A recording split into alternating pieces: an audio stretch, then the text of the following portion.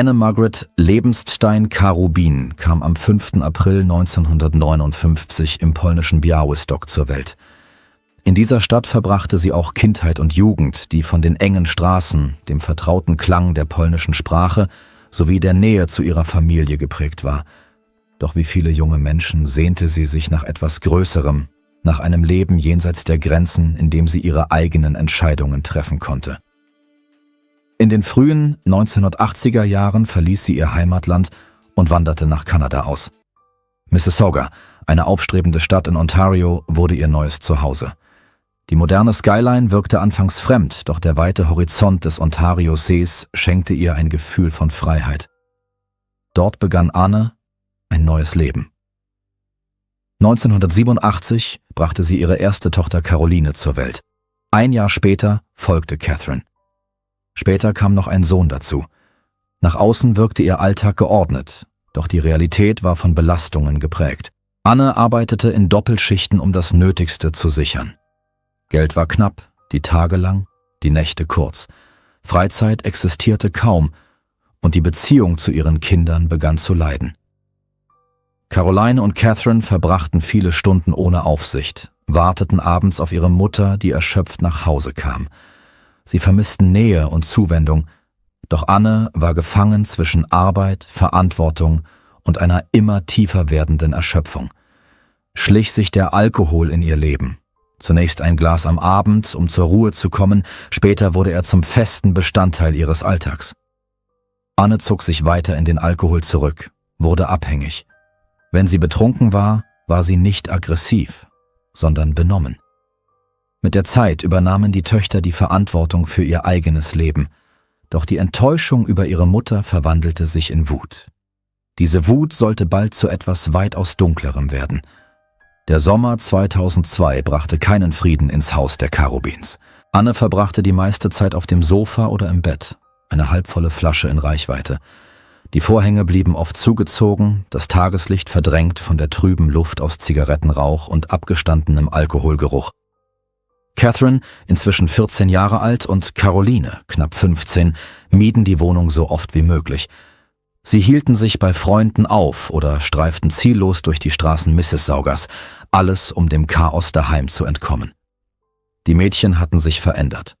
Aus verletzlichen Kindern waren misstrauische, harte Jugendliche geworden. Sie sprachen kaum noch über ihre Gefühle, trugen eine unsichtbare Rüstung, die niemand durchdringen konnte. Doch unter der Oberfläche gärte etwas. Beide waren wütend, auf ihre Mutter und auf das Leben. Bald bekamen sie das Gefühl, im Stich gelassen worden zu sein. Sie erinnerten sich an Nächte, in denen sie Hunger hatten, während Anne trank. An Schultage, an denen sie schmutzige Kleidung tragen mussten, weil niemand für Ordnung sorgte. An Geburtstage, die in betrunkenem Schweigen vergingen. Caroline, die Ältere, übernahm zunehmend die Rolle einer Anführerin. Sie war entschlossen, sich nie wieder hilflos zu fühlen. Catherine folgte ihr, nicht aus eigener Überzeugung, sondern weil sie ihrer Schwester vertraute. Wenn Caroline sagte, dass etwas getan werden müsse, zweifelte Catherine selten. Zwischen ihnen wuchs ein unheilvolles Bündnis. Sie hatten sich geschworen, einander zu schützen und niemanden, der ihnen Schaden zufügte, ungestraft davonkommen zu lassen. Im September 2002 verschärfte sich die Situation. Das wenige Geld, das noch hereinkam, reichte nicht einmal mehr für die Miete. Der Kühlschrank war oft leer, unbezahlte Rechnungen stapelten sich. Statt Lösungen zu suchen, trank Anne noch mehr. Sie begann, ihr eigenes Unglück den Töchtern anzulasten. In langen Tiraden, in betrunkenem Zustand warf sie ihnen vor, undankbar zu sein, ihr das Leben schwer zu machen, die Familie zu zerstören. Catherine und Caroline hielten sich zurück, doch in stillen Momenten flüsterten sie einander zu, dass es so nicht weitergehen könne. Die Spannungen erreichten einen Höhepunkt Ende Oktober. Anne ließ einen Streit eskalieren, als sie einmal besonders gewesen war. Sie beschimpfte Caroline vor Freunden, warf ihr Unmoral und Verrat vor. Caroline lief davon, doch etwas in ihr war in diesem Moment endgültig zerbrochen. Sie erzählte Catherine später, dass sie keine Angst mehr vor der Mutter habe, nur noch Verachtung. »Wir müssen es beenden«, sagte sie leise, und Catherine nickte, obwohl ihr die Tragweite dieser Worte klar war. Die kommenden Tage waren von einer seltsamen Ruhe geprägt. Anne bemerkte nicht, dass ihre Töchter sich zurückzogen, Pläne schmiedeten, leise redeten, wenn sie den Raum betrat. Sie ahnte nicht, dass ihre Töchter über etwas sprachen, das weit über einen gewöhnlichen Streit hinausging. Für Caroline war es eine Frage der Gerechtigkeit. Für Catherine eine Möglichkeit, den Schmerz endlich zu beenden. Beide waren überzeugt, dass niemand sonst eingreifen würde. Als Halloween näher rückte, erlebte Mississauga den ersten Frost. Kinder bereiteten ihre Kostüme vor, Straßenlaternen warfen lange Schatten. Im Karubinhaus jedoch wuchs ein anderer Schatten, einer, der bald in eine Tat münden sollte, die niemand in der Nachbarschaft jemals für möglich gehalten hätte. Parallel dazu verschoben sich die Motive. Es ging nicht mehr nur um Erlösung von häuslichem Chaos, von Scham und Zorn. In den Chats tauchte immer öfter ein sachlicher, kalter Rechenposten auf. Die Lebensversicherung. Anne hatte, ironischerweise aus Fürsorge, eine Police über $133.000 abgeschlossen. Ein Sicherheitsnetz für ihre Kinder, falls ihr etwas zustieße. Für Caroline und Catherine wurde diese Zahl zur Verheißung. Ein neues Haus, Kleider, die passten. Reisen. Pläne, die nach außen jugendlich klangen, im Kern jedoch eine grausame Beschleunigung des Schicksals bedeuteten. Warten? Warum warten, wenn man handeln konnte? In den Wochen vor Jahresende probten die Schwestern die Erzählung für später. Wie klingt ein Unfall? Sie notierten Sätze. Mama war betrunken. Sie wollte baden. Wir waren nicht daheim. Sie passten Zeiten an, testeten Alibis. Als der Januar 2003 kam, war der Plan fertig. Der 11. Januar, ein Samstag, sollte der Tag sein. Sie einigten sich auf das Setting. Zuerst Alkohol, Anne nahm ihn seit Monaten bereitwillig an, dazu Thyle 03, ein kodinhaltiges Schmerzmittel, das den Puls senkt und in Kombination mit Wodka gefährlich wirkt, nicht als Tötungsmittel, sondern als Vorbereitung. Benommenheit, Schläfrigkeit, Widerstandslosigkeit, dann das Bad, warmes Wasser, die Bitte, sich auf den Bauch zu drehen, für die Massage. Ein Druck auf Hinterkopf und Nacken. 4 Minuten. Doch als der Abend näher rückte, entglitt die Perfektion. Freunde planten eine Hausparty. Ein absurder, aber realer sozialer Druck entstand.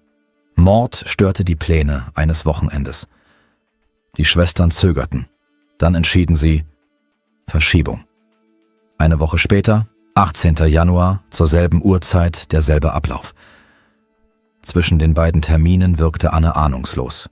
Sie freute sich, dass die Mädchen ausnahmsweise freundlich waren. Einmal brachten sie ihr Snacks mit, ein anderes Mal fragten sie, ob sie etwas aus dem Supermarkt brauche.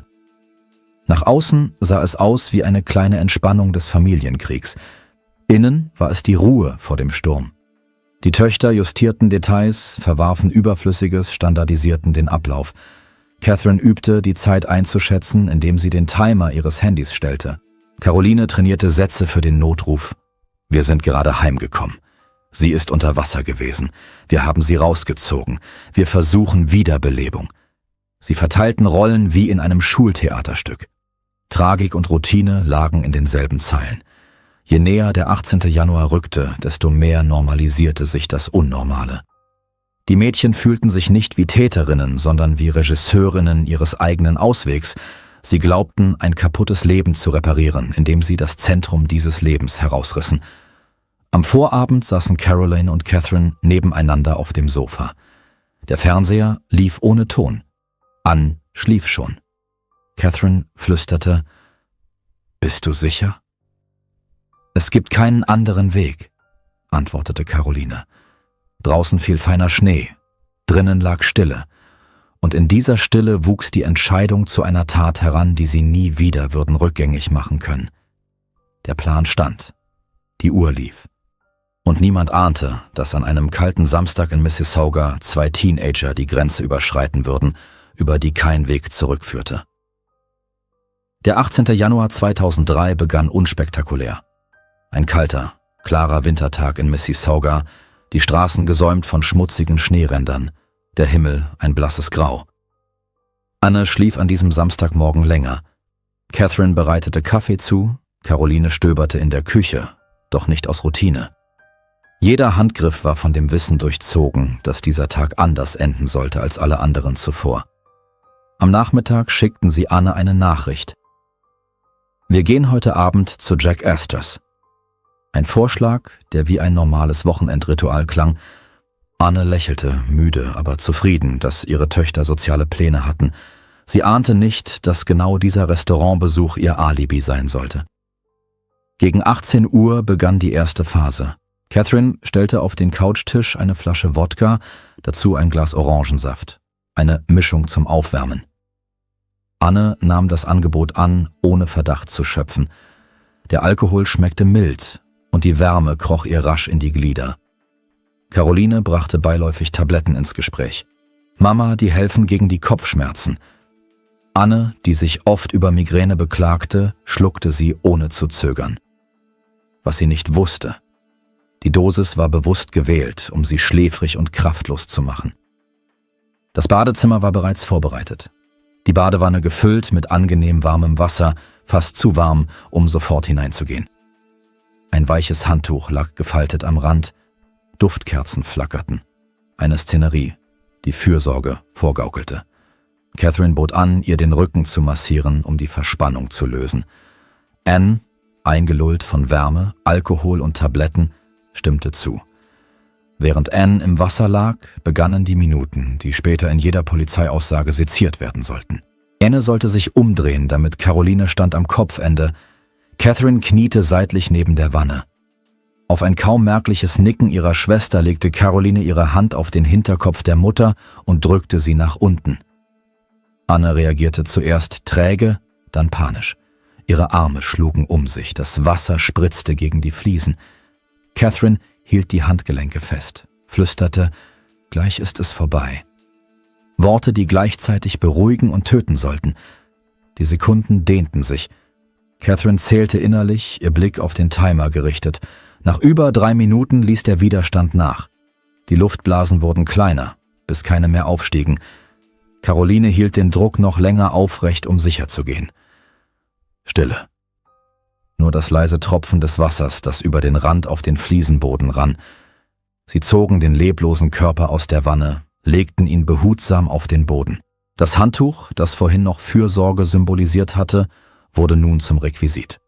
Sie wickelten Anne ein, tupften das Gesicht ab, um Spuren zu verwischen. Handschuhe verhinderten Fingerabdrücke. Die Haare der Mutter waren sorgfältig aus dem Abfluss entfernt. Der zweite Akt begann sofort. Kleidung wechseln, Schmuck anlegen, der später als zuletzt getragen in den Erzählungen auftauchen sollte. Sie stellten sicher, dass die Wohnung aufgeräumt wirkte. Kein Chaos, das eine Auseinandersetzung verraten könnte. Dann verließen sie das Haus, stiegen in den Wagen und fuhren zu Jack Astors. Auf der Fahrt redeten sie über belanglose Dinge, als müssten sie sich selbst in Normalität einwickeln. Im Restaurant lachten sie, bestellten Burger und Pommes, redeten mit Freunden. Die Uhrzeit des Kassenzettels würde später in den Ermittlungsakten auftauchen, als Beweis, dass sie nicht zu Hause waren, während ihre Mutter angeblich in der Badewanne verunglückte. Niemand am Tisch ahnte, dass sie gerade ein Alibi in Echtzeit inszenierten. Gegen 22:30 Uhr kehrten sie zurück. Catherine fand die Mutter. Caroline rief den Notruf. Tränenerstickte Stimme, perfekt platzierte Schluchzer. Wir sind gerade nach Hause gekommen. Sie liegt im Badezimmer. Die Rettungskräfte kamen, untersuchten Anne, stellten den Tod fest. Vorläufige Diagnose. Unfall durch Ertrinken, vermutlich unter Alkoholeinfluss. Ein tragisches Missgeschick, wie es leider vorkommt. Doch in den Schatten dieses Unfalls lag ein minutiös geplanter Mord. Catherine und Caroline wurden bei einer Tante untergebracht, der 3-jährige Bruder bei einem anderen Familienmitglied. Catherine und Caroline spielten ihre Rollen weiter. Sie nahmen Beileidsbekundungen entgegen und schickten Nachrichten an Freunde und Bekannte. Es war so plötzlich, schrieb Caroline. Wir verstehen es einfach nicht. Ihr Ton war perfekt getroffen. Erschüttert, aber nicht hysterisch. Jede Antwort von Freunden festigte das Bild zweier Töchter, die Opfer eines tragischen Schicksals geworden waren. Es gab ein Problem, als der Gerichtsmediziner in seinem vorläufigen Bericht festhielt, dass Annes Blutalkoholspiegel ungewöhnlich hoch gewesen war. Höher als es zu ihrer bekannten Trinkgewohnheit passte. Noch merkwürdiger war das Fehlen bestimmter Muskelreaktionen, die typischerweise beim Ertrinken auftreten.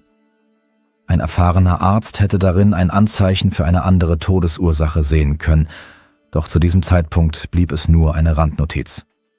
Ungefähr 11 Monate nach dem Tod der Mutter erzählte eine der Schwestern auf einer Party einem Freund, dass sie gemeinsam mit ihrer Schwester die Mutter in der Badewanne getötet hatten. Dieser ging daraufhin sofort zur Polizei und meldete, was er gehört hatte. Ein Gespräch zwischen den beiden, das die Polizei eingefädelt hatte, brachte den Beweis für ihre Täterschaft. Der junge Mann war verkabelt gewesen und die Ermittler hatten ein Geständnis auf Band. Die Nachricht schlug im Ort ein wie eine Bombe. Niemand hatte sich vorstellen können, dass die beiden jungen Frauen, die bei der Beerdigung ihrer Mutter so überzeugend die trauernden Töchter gespielt hatten, in Wahrheit deren Mörderinnen waren. Doch für die Staatsanwaltschaft war der Fall klar. Sie würden vor Gericht nicht nur den Ablauf der Tat, sondern auch das kalte Kalkül dahinter nachweisen. Der Prozess gegen Catherine und Caroline zog landesweit Aufmerksamkeit auf sich. Schon am ersten Verhandlungstag waren die Zuschauerreihen im Gerichtssaal bis auf den letzten Platz gefüllt und Journalisten stritten sich um jeden freien Platz. Die beiden Angeklagten betraten den Saal in schlichten, grauen Anstaltskleidern. Ihre Blicke wanderten nervös zwischen Richter, Geschworenenbank und der Menge, die sie einst als Nachbarinnen oder Bekannte gekannt hatte. Die Staatsanwaltschaft eröffnete mit einer Chronologie der Ereignisse, die kalt und berechnend wirkte. Anne sei nicht Opfer eines tragischen Unfalls geworden, sondern Ziel einer sorgfältig geplanten Tat. Der Staatsanwalt sprach von finanziellen Motiven, von einer schwelenden familiären Feindseligkeit und von einer Tat, die in ihrer Kälte und Berechnung selbst erfahrene Ermittler erschütterte. Jedes Indiz wurde sorgfältig präsentiert. Die toxikologischen Befunde, die Internetsuchanfragen, Chatprotokolle, der Internetverlauf und die widersprüchlichen Aussagen. Die Verteidigerinnen der Schwestern setzten auf die Strategie, den Tod als tragische Verkettung unglücklicher Umstände darzustellen. Sie argumentierten, dass Anne betrunken gewesen sei und möglicherweise aus eigenem Verschulden gestürzt sei. Das Beruhigungsmittel erklärten sie mit einem angeblich verschwiegenen Medikamentenmissbrauch, den niemand in der Familie öffentlich gemacht habe. Doch die Beweise für diese Behauptungen blieben vage und wurden von Experten der Anklage überzeugend widerlegt. Mehrere Tage lang sagten Sachverständige aus. Ein forensischer Toxikologe erklärte detailliert, wie das gefundene Schmerzmittel in Kombination mit dem Alkohol Anne handlungsunfähig gemacht haben musste. Ein Rechtsmediziner beschrieb den Wasserstand in der Badewanne, die fehlenden Abwehrspuren und die Zeit, die Anne im Wasser gelegen hatte. Alles Punkte, die gegen einen selbstverschuldeten Unfall sprachen. Angesichts der sorgfältig aufgebauten Beweislage hatten Catherine und Caroline keine Chance, einer Strafe zu entgehen. Sie wurden des Mordes ersten Grades für schuldig befunden. Da sie zum Tatzeitpunkt minderjährig waren, griff das Jugendstrafrecht. Die Höchststrafe betrug 10 Jahre Haft. Ein Teil der Strafe wurde im Gefängnis verbüßt, der Rest unter Aufsicht im Rahmen spezieller Programme für jugendliche Straftäter. Aufgrund ihres guten Verhaltens kamen beide früher frei.